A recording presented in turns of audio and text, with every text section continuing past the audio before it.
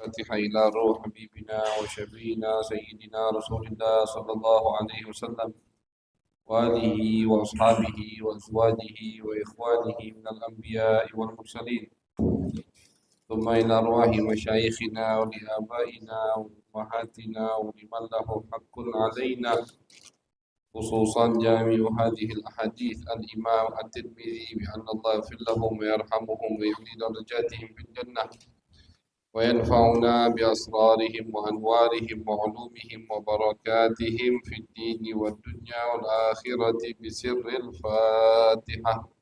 أعوذ بالله من الشيطان الرجيم. بسم الله الرحمن الرحيم.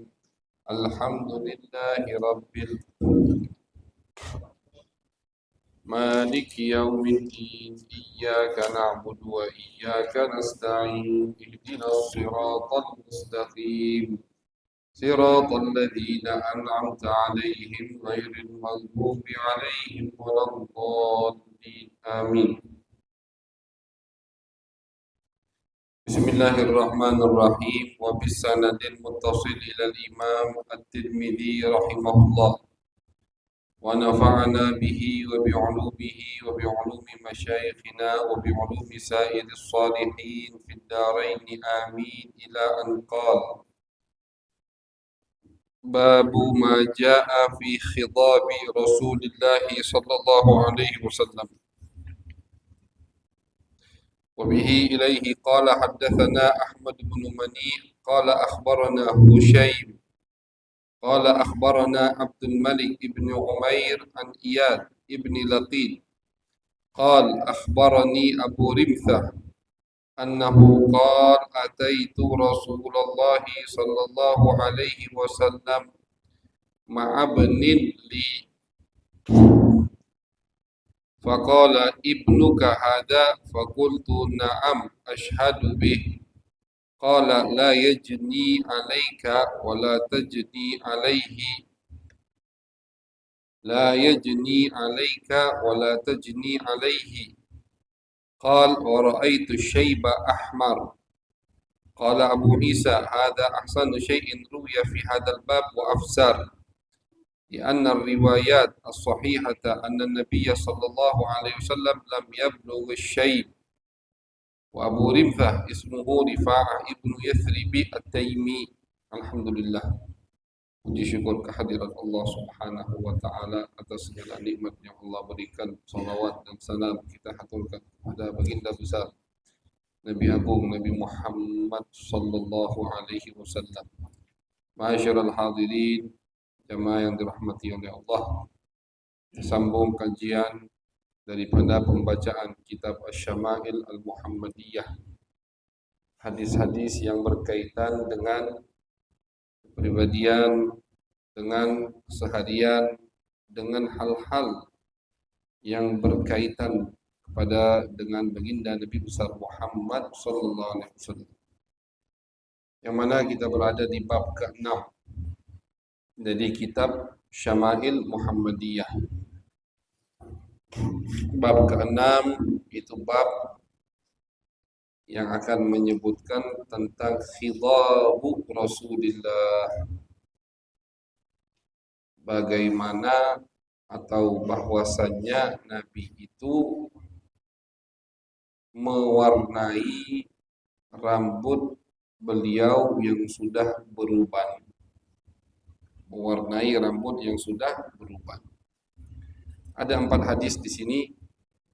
Hadis pertama diriwayatkan oleh sahabat yang bernama Abu Rimthah. Kata sahabat Abu Rimthah, aku datang menghadap Nabi Muhammad sallallahu alaihi wasallam. Ma'abnin li, bersama putraku. Dibawa anaknya juga menghadap Nabi.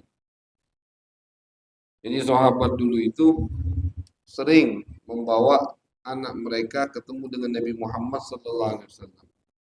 Apalagi kalau ada momen, ada kesempatan bisa mereka menemukan anak mereka dengan Nabi, pasti mereka bawa sahabat yang mengharapkan keberkahan dari Nabi Muhammad sallallahu alaihi wasallam.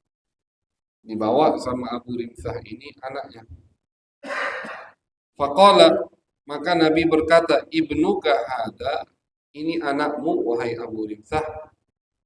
Apakah ini anakmu? Qala na'am, asyhadu bih. Iya ya Rasulullah. Ini adalah anakku. Ini adalah anak. Qala la yajni alaika wa la tajni alaihi. Didoakan sama Nabi.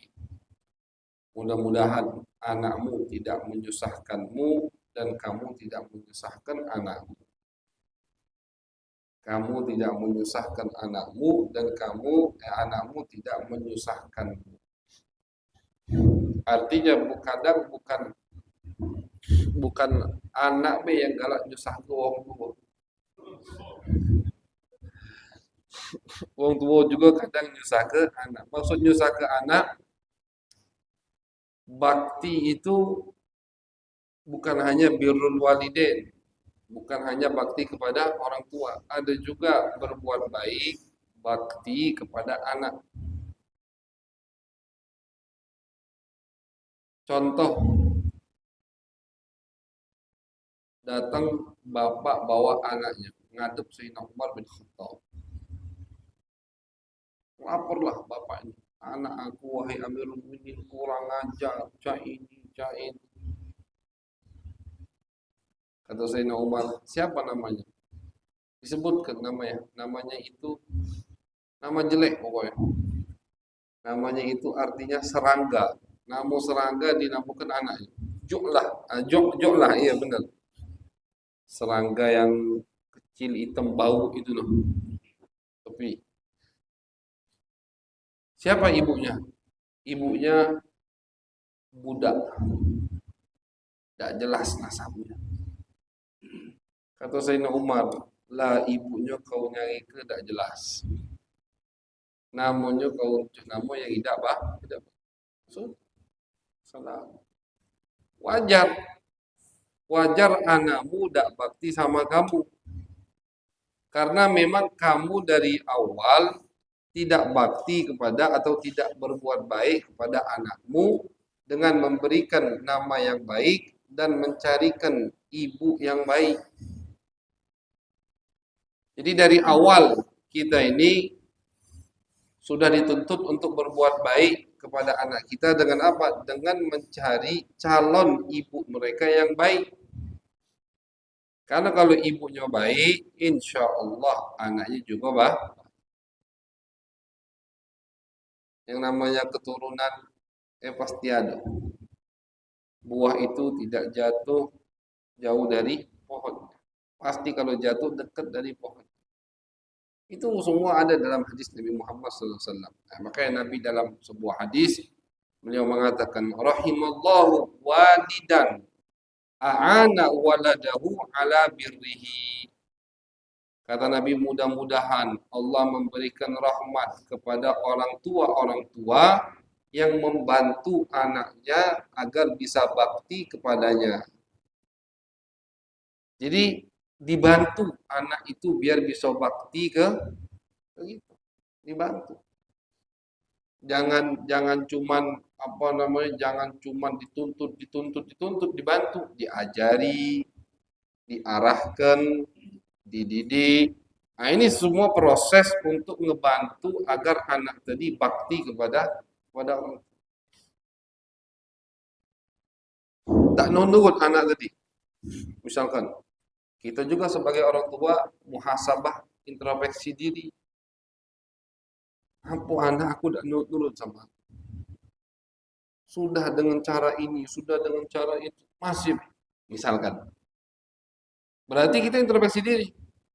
Datang seorang bapak kepada seorang tabi'in terkenal yang namanya Thalhah bin Musarrif. Ini kebetulan pagi tadi baru kita bahas di Mutakin, subuh kajian pagi tadi. Datang ke Thalhah bin Musarrif, seorang tabi'in terkenal, mukri, ahli qiraat, ahli hadis, apa namanya, guru daripada ulama-ulama di zamannya. Datang ke Thalhah, ngadu, anaknya ini tidak pernah bakti, anaknya ini kurang aja terus, teka terus. Dijawab sama Talha dengan ayat suci Al-Quran yang ayat itu berbunyi, Ya Allah berikanlah kami keturunan-keturunan yang soleh. Itu jawabannya. Artinya pesan dari Talha bin Musarrif bahwasanya kalau pengen anak itu bakti kepada kamu, jangan lupa doakan anak tadi. Itu kadang ngedidik, tapi pas doa kita udah doakan. Tuh, salah juga. Berdoa, ya Allah, jadikanlah anak kami anak yang berbakti kepada orang tuanya. Hablana min azwajina wa dzurriyyatina qurrata a'yun. Buah hati yang soleh, yang solehah. Nah, doa bapak, doa ibu ke anak dalam riwayat lain Nabi pernah menyebutkan itu seperti doa Nabi untuk umatnya. Doa wong tua untuk anak itu seperti doa Nabi untuk umatnya. Banyak orang-orang datang ke wong alim minta doa. Ahayyun waliduk, ahayyun walidatuk. Kata wong alim tadi, bukan sekali kejadian ini. Abah kau masih hidup dah? Ibu kau masih hidup? Masih. Minta doa ke mereka. Jauh-jauh datang misalkan ke Syekh Fulan, ke ini, doa ibunya tidak dia minta. Ibu kau masih hidup dah? Bapak kau masih hidup? Masih. Minta doa mereka. Pasti diijabah sama Allah. Nah, jadi termasuk kita membantu anak kita agar bisa berbakti kepada kita dengan mendoakannya. Makanya Nabi di sini mengatakan la yajni 'alaika wa la tajni 'alaik. Mudah-mudahan kata Nabi, anakmu tidak menyusahkanmu dan kamu tidak menyusahkan anakmu.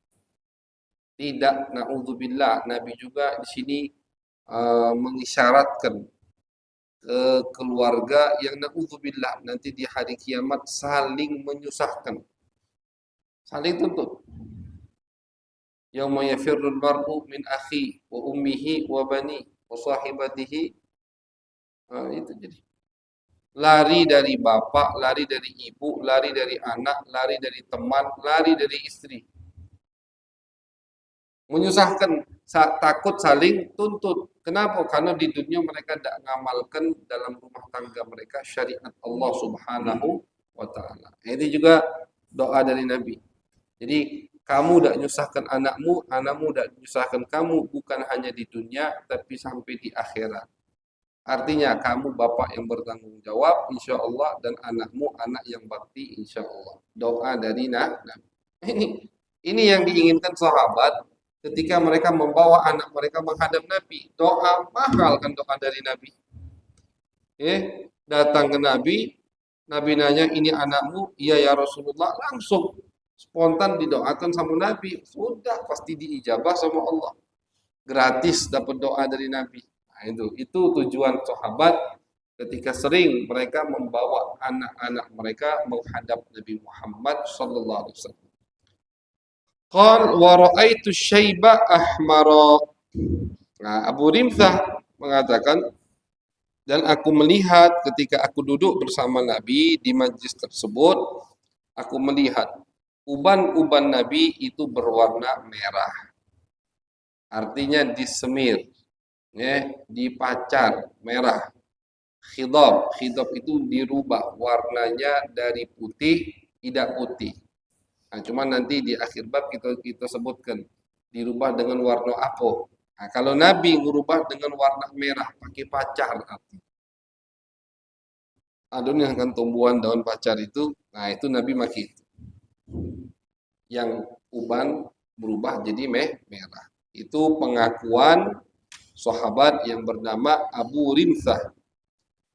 Qala Abu Isa, Al-Imam Tirmizi mengatakan ini hadis yang paling sahih di pembahasan tentang khidabu Rasulillah, di pembahasan tentang Nabi merubah uban beliau dengan warna yang lain. Hadis yang paling sahih, yang paling bagus adalah hadis ini. Hadis yang paling sahih, yang paling bagus adalah hadis ini. Hadis pertama. Kemudian al-hadits tsani, hadis kedua.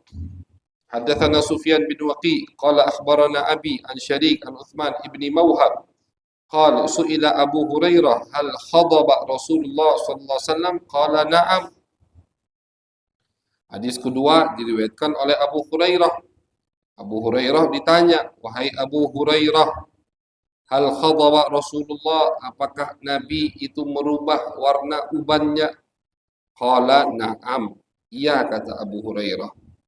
Kemudian hadis ketiga, haddatsana Ibrahim. Nah, jadi ini sering kita sampaikan bahwasanya sahabat itu, tabi'in itu, ya tabi'in itu adalah generasi yang tidak ketemu dengan Nabi, tapi ketemu dengan sahabat Nabi. Namanya tabi'in.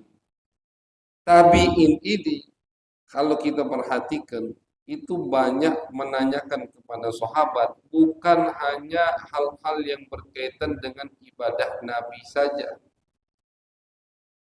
Mereka bukan nanya cak mana sholat Nabi, cak mana wudhu Nabi, cak mana puasa Nabi, bagaimana haji Nabi. Bukan hanya itu. Tapi yang juga termasuk ditanyakan oleh tabi'in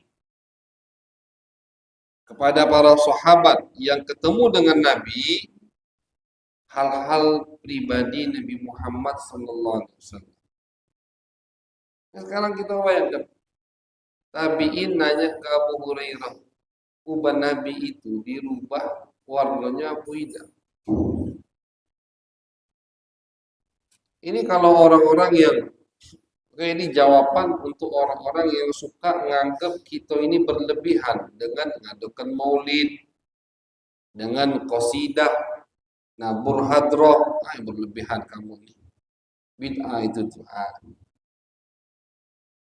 Tabi'in nanya ke sahabat tentang Nabi itu diubahnya, dirubah warnanya beda.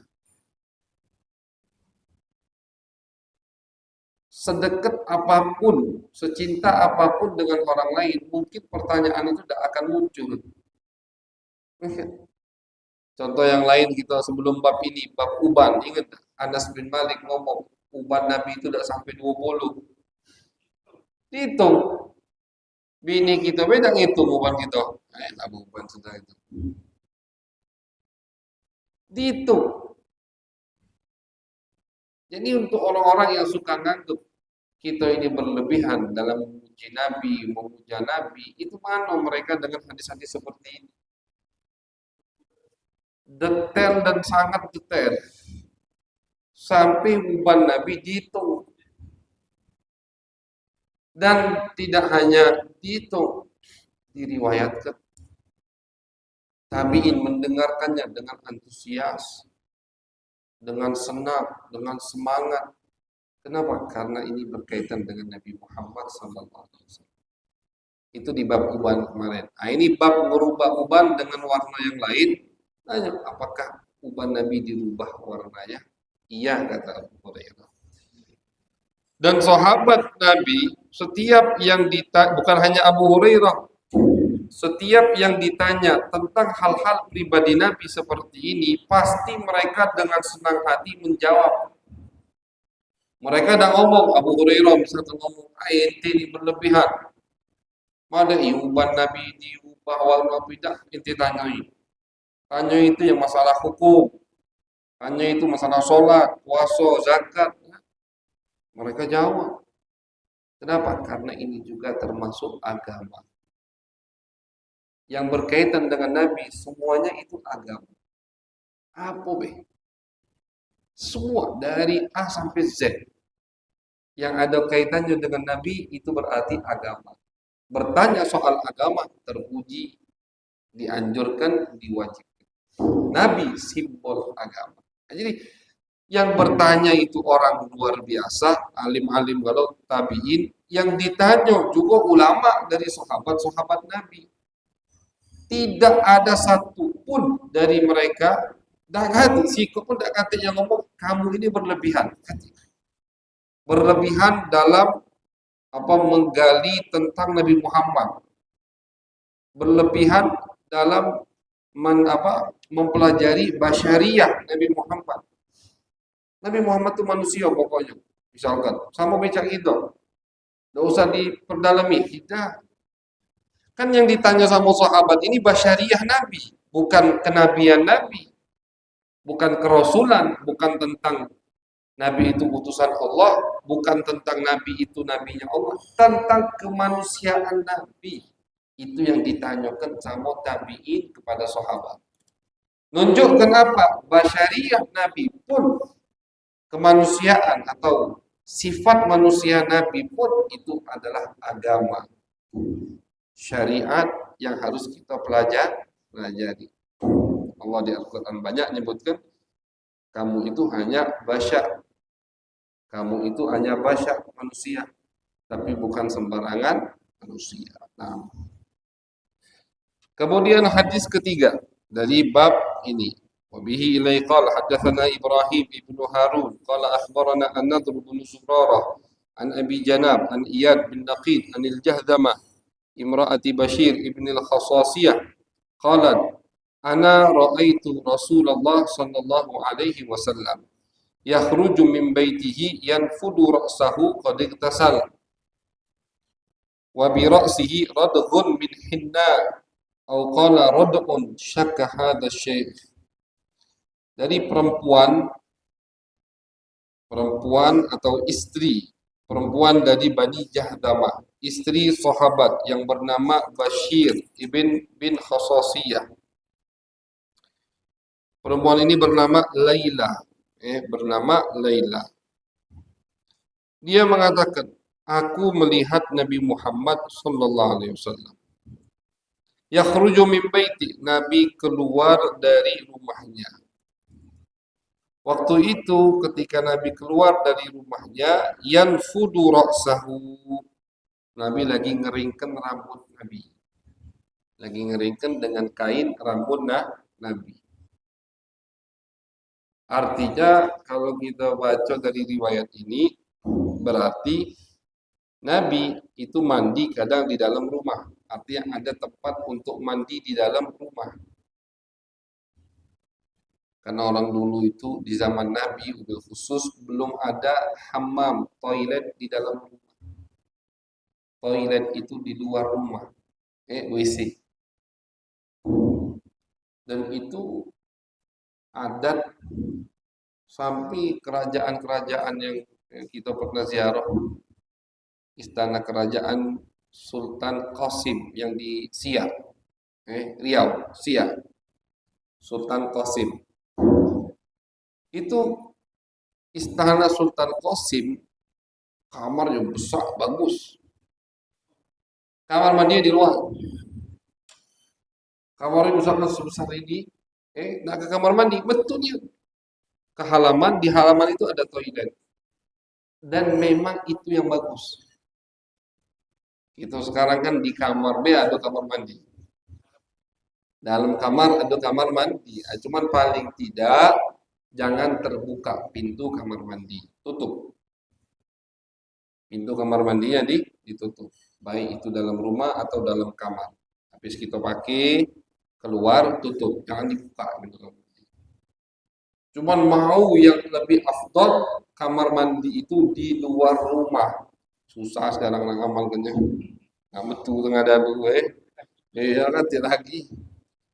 Cuman kerajaan-kerajaan sebelum kerajaan-kerajaan yang masih jaya dulu-dulu itu di luar kamar mandi, ya. Aman macam. Nah, Nabi kalau dari semua riwayat yang kita dengar, yang kita baca, Nabi itu kalau qada'il hajah, buang air besar, Nabi kan manusia, Nabi juga qada'il hajah. Cuman qada'il hajahnya Nabi itu apa yang keluar dari Nabi langsung ditelan oleh bumi. Hajat yang keluar dari perut Nabi itu langsung ditelan oleh bumi. Beliau kalau qada'il hajah itu di luar kota Madinah. Nah, cuman kota Madinah dulu bukan sebesar seperti sekarang ini. Kota Madinah dulu itu pelataran Masjidil Nabawi, itulah kota Madinah. Kuburan Baqi itu, ya kita kan kalau habis ziarah Nabi ziarah Baqi. Itu di luar kota Madinah dulu. Kuburan Baqi pun itu di luar kota Madinah. Kecil Madinah dulu. Jadi rumah mereka itu kan ya rumah mereka ada besar-besar sekarang. Rumah mereka dulu paling berapa kali berapa. Nah, inti lihat tempat makom Nabi. Misalkan ini Raudhah, ya kan? Kiblat ke sana. Di sini kan ada satu kotak kamar itu, yang di situ ada kuburan Nabi Muhammad. Kita ziarah. Itu dua rumah. Ruangan tidak mungkin semua ada cuma ruangan itu. Ya, mungkin satu tiang, satu peta ini cuma. Itu dua rumah. Rumah Nabi dan rumah Siti Fatimah. Nyambung. Cuman pintu rumah Siti Fatimah di sebelah sana, bukan ke Raudhah keluarnya. Pintu rumah Siti Fatimah keluarnya tidak ke masjid.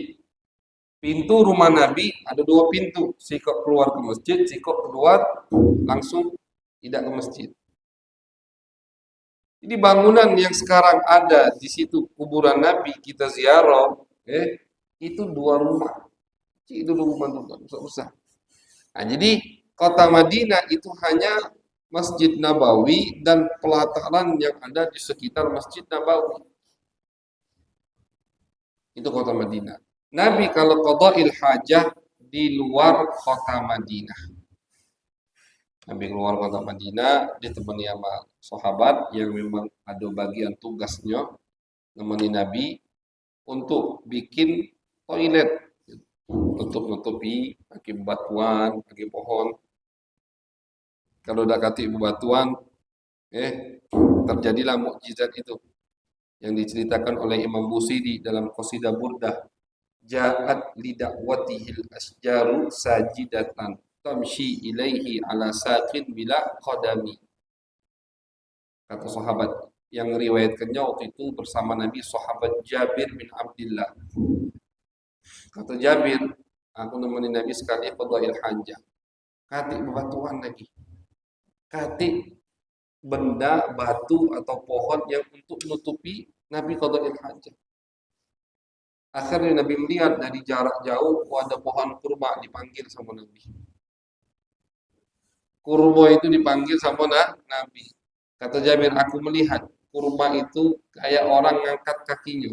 Nah, mendatangi Nabi. Urat akarnya itu terangkat kalau kata Jabir.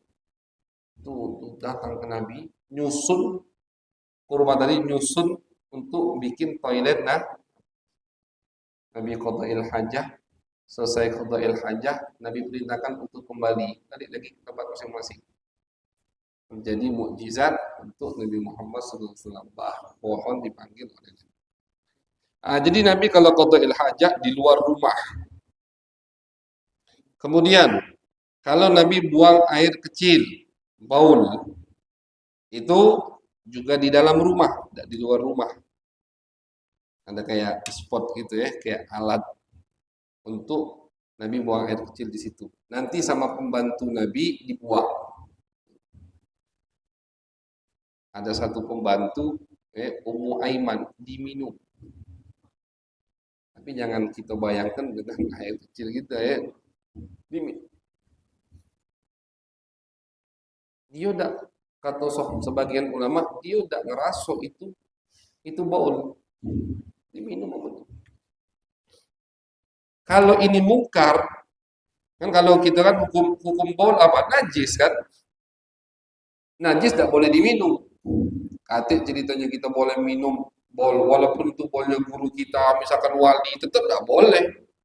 Najis. Tapi untuk Nabi beda. Ketika ditanya sama Nabi, kau kemana? Kan tadi Ummu Aiman, bauli. Kata Ummu Aiman, ya Rasulullah, aku minum. Kalau memang itu mungkar, tidak mungkin Nabi diam. Mustahil Nabi diam. Kalau itu salah, pasti ditegur sama jangan. Itu najis. Najis tidak boleh diminum. Untuk Nabi beda Pak. Apa kata Nabi? Didoakan sama Nabi Muhammad SAW. Kalimat doanya. La auja'allahu batnaki. Mudah-mudahan perutmu tidak pernah sakit lagi. Didoakan perutnya tidak pernah sakit. Hidup Ummu Aiman sampai setelah Nabi berapa tahun, kata Ummu Aiman, tidak pernah aku sakit perut. Berkat doa Nabi Muhammad SAW. Jadi bukan dimarahi sama Nabi atau ditegur, tidak. Bahkan didoakan. Kau minum bol tadi, perutmu tidak bakal sakit. Didoakan sama Nabi. Ketika ada sahabat Abdullah bin Zubair minum darah Nabi, darah juga najis, darah bekas bekam. Kalau kita bekam darah kotor yang keluar, Nabi kata darah kotornya, darah Nabi kata yang kotor, diminum. Kata Nabi, kau kemana kan darah tadi? Sudah aku buang ke tempat yang aman ya Rasulullah. Kemana? Kau minum? La'allaka syaribtahu. Jangan-jangan kau minum. Na'am ya Rasulullah. Kata Nabi, wailun laka minan nas wa wailun linnasi minka. Mulai saat ini kau jadi orang yang sangat penting dan berbahaya. Karena ada darah Nabi pada dirimu. Abdullah bin Zubair terkenal termasuk khalifah yang sah yang diperangi oleh Abdul Malik bin Marwan, Hajjaj. Jadi cerita-cerita ini menunjukkan Nabi itu bashar, lakin laisa kal bashar, bukan seperti manusia biasa. Jadi kembali pembahasan kita, buang air kecil Nabi kadang di rumah ada alat tempat khusus nanti dibuang oleh pembantunya. Kalau dari riwayat ini menunjukkan berarti Nabi juga kalau mandi di dalam rumah. Cuman mandinya Nabi itu bisa. Jangan gitu cak manu mandi Nabi. Banjir dak rumah. Itu kita mandi sampai banjir. Barbur. Nabi itu mandi dengan satu sok air. Satu sok itu 4 genggaman tangan. Kalau wudhu beliau bisa dengan 1 mud. 1 mud. Banyu berapa liter paling segini. Kalau mandi 4 genggaman tangan air, Nabi bisa mandi. Sebagian ulama menyebutkan ini termasuk mukjizat Nabi Muhammad. Kulit beliau yang halus, terus juga air tadi kayak ngalir sendiri untuk Nabi itu. Maka cukup Nabi mandi, Nabi ya, badan beliau besar. Ada beberapa daerah yang banyak bulunya, seperti dada beliau, bagian tangan sini, bagian punggung, ini banyak bulu. Cukup 1 sok untuk mandi. Nah, jadi tidak sampai banjir rumahnya kalau mandi gitu. Nah, jadi Nabi kalau mandi itu di dalam rumah. Nah, kemudian kata perempuan yang bernama Laila ini, aku melihat Nabi lagi ngeringkan rambut beliau panjang, wa bi ra'sihi radghun aw rad'un min hinna. Dan aku lihat ada kilauan pacar di rambut Nabi Muhammad sallallahu alaihi wasallam. Artinya apa? Artinya Nabi pakai pacar atau pewarna rambut, merubah uban beliau. Kemudian hadis keempat, hadis terakhir dari bab yang kita baca malam hari ini, haddatsana Abdullah ibnu Abdurrahman qala akhbarana Amr bin Asim qala akhbarana Hammad ibnu Salamah qala akhbarana Humaid an Anas qala raaitu sya'ra Rasulillah sallallahu alaihi wasallam makhduban. Qala Hammad wa akhbarana Abdullah ibnu Muhammad bin Aqil qala raaitu sya'ra Rasulillah sallallahu alaihi wasallam inda Anas bin Malik makhduban. Riwayat dari Humaid, murid Anas bin Malik. Kata Anas bin Malik, kata Humaid, Anas berkata, aku melihat rambut Nabi itu sudah diwarnai sama Nabi yang beruban. Hamad, murid-muridnya Anas, mengatakan, aku ketemu dengan Anas dan aku melihat pada Anas ada rambut Nabi. Seperti yang kita sampaikan, sahabat itu nyimpen semua rambut Nabi Muhammad SAW. Dan banyak dari sahabat, banyak dari tabi'in ketika melihat atau diperlihatkan oleh sahabat rambut Nabi, itu mereka ngelihat rambut Nabi warnanya bukan hitam, tapi warnanya sudah diwarnai dengan pacar. Tabi'in ketika melihat rambut Nabi, artinya ini kan anggota apa yang bersambung kepada Nabi, rambut Nabi disimpan sama sahabat tabiin juga. Setiap tahu ada yang punya rambut Nabi, minta juga. Ambil berkah, ambil air, gitu. Nah, rambut Nabi yang mereka lihat dari semua tabiin itu warnanya bukan hitam tapi warnanya kemerah-merahan. Ini kata ulama, bukti bahwasanya Nabi itu mewarnai rambutnya. Walaupun ada sebagian riwayat yang mengatakan Nabi tidak mewarnai rambutnya. Jadi ada dua riwayat yang bertentangan. Riwayat yang tadi kita baca itu semua menyebutkan Nabi merubah warna uban Nabi. Riwayat ada yang lain menyebutkan Nabi tidak sampai merubah warna ubannya. Maksudnya tidak sampai banyak uban Nabi sehingga tidak perlu untuk diwarnai. Tidak banyak. Ini yang khilaf, yang jadi perselisihan, Nabi mewarnai apa tidak. Kalau untuk dianjurkan atau tidak, dianjurkan. Nabi ada dalam hadis kata Nabi, rubah warna uban kalian dengan henna, dengan khidab. Ada anjuran sunnah. Jadi kalau sunnah, sunnah. Tapi yang jadi khilaf, Nabi ngerubah mewarnai apa tidak, itu khilaf. Sebagian sahabat ngomong, Nabi itu rambutnya tidak sampai beruban yang banyak sehingga harus diwarna. Nah, jadi kata ulama, dan dua pendapat ini kata ulama bisa dibaca. Sahabat yang ngomong Nabi tidak mewarnai rambutnya, pas memang nyingok tidak lagi diwarnai sama Nabi. Sahabat yang ngeriwayatkan Nabi mewarnai rambutnya, pas melihat Nabi memang lagi ya karena uban itu diwarnai. Berapa lama paling tahannya? Kan pudar atau bulunya memanjang, betul lagi ubannya. Tidak pacak disingiti. Apalagi kalau misalkan habis disemir warna hitam. Khilaf ulama. Pernah kita sampaikan. Di mazhab Imam Syafi'i tidak boleh merubah warna uban dengan warna hitam. Kenapa? Karena di situ ada unsur penipuan. Apalagi betina yang lagi nak dilamar sama lanang, tidak boleh rambutnya yang putih diwarnai hitam biar kejangan masih muda. Tidak boleh. Kecuali perempuan yang sudah menikah diperintahkan oleh suaminya, boleh. Kecuali orang yang sedang jihad fisabilillah, panglima perang, kalau beruban kalau semangat musuhnya, nah ini dengan lewat. Tapi kalau panglima perang, pasukannya semua rambutnya masih hitam, muda kalau masih takut, boleh. Pemimpin juga boleh. Dari presiden sampai ke bawah, selagi dia pemimpin, punya jabatan, juga boleh mewarnai rambutnya dengan warna hitam agar kelihatan gagah berwibawa. Selain mereka bertiga ini, tidak boleh.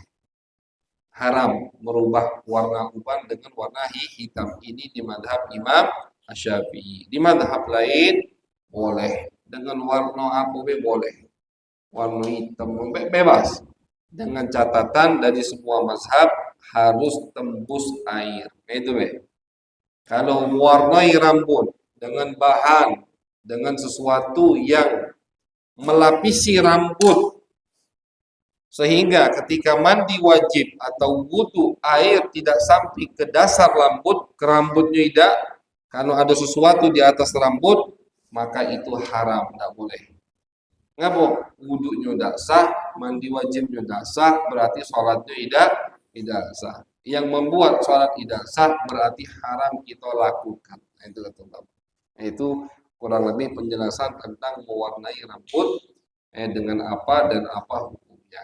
Jadi 4 hadis tadi selesai bab pembahasan malam hari ini, yaitu tentang bagaimana atau apakah Nabi mewarnai rambut beliau atau tidak.